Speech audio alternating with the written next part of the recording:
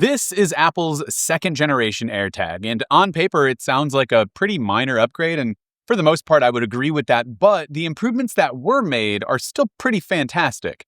Apple says Bluetooth range and precision finding have both improved up to 50%, which directly affects how quickly and how reliably you can track your stuff down. And the best part is, pricing has not changed at all. It's still $29 for a single AirTag, or you can pick up a 4-pack for $99. So you're getting those improvements without paying an extra premium.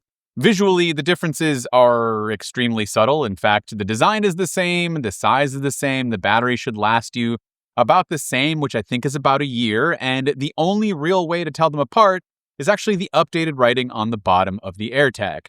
It is a very Apple update in that sense. It's almost invisible, but what really matters is how it performs in the real world and all of the improvements on the inside.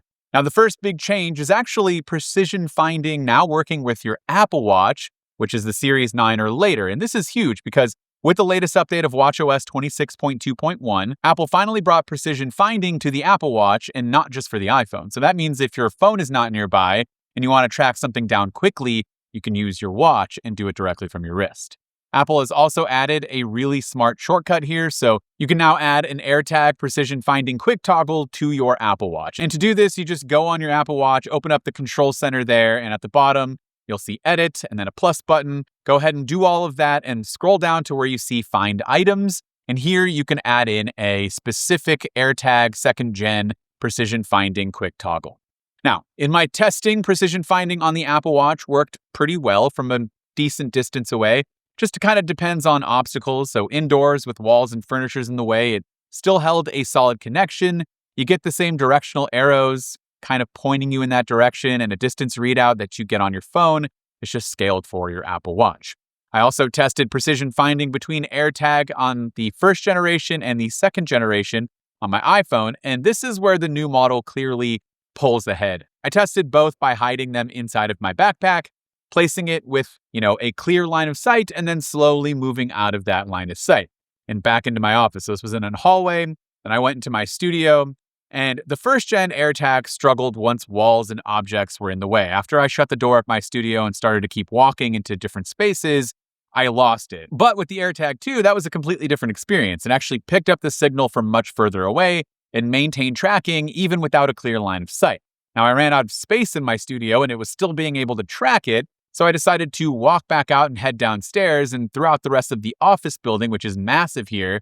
And even though we were going through walls and through, the 2nd floor, it locked in pretty well. It was able to maintain at least a distance much longer than Gen 1, even though the guided directions portion eventually turned off because I was kind of getting far away. And at that point, I honestly stopped filming because I was getting into a high traffic area with a lot of people around. But I was able to maintain a pretty large distance throughout this gigantic office building that my studio is located in. So the TLDR here is that I was able to find my backpack faster with a lot less wandering around and with more accurate directional guidance. That extra range and reliability might not sound exciting on paper, but in real life, it absolutely is. Especially in places like parking garages, offices, or in my world, an indoor space where you're kind of going through different levels of the house or, here at my office. That's where I'm losing things the most, and so that's where I wanted to test it at. The last upgrade I want to talk about is the new chime. Now, Apple changed the tone on AirTag 2 and said it's up to 50% louder, and I do think it's noticeably louder. It's not just slightly louder, but loud enough that you immediately notice it in a busy room, and I think the combination of the two changes there really helps. So the sound itself is also a sharper and easier to pinpoint, in my opinion. Compared to the original AirTag, the chime kind of blended into the background noise, and, it wasn't as loud. So with AirTag 2, when you trigger the sound, you know exactly where it's coming from, in my opinion. Again, this feels like a small change, but I think it solves one of the most common complaints that people had with the original model, and that it was just kind of too hard to hear when it's inside something like your backpack. Tell me what you think of the new chime. I'm going to play them both here in the comments down below.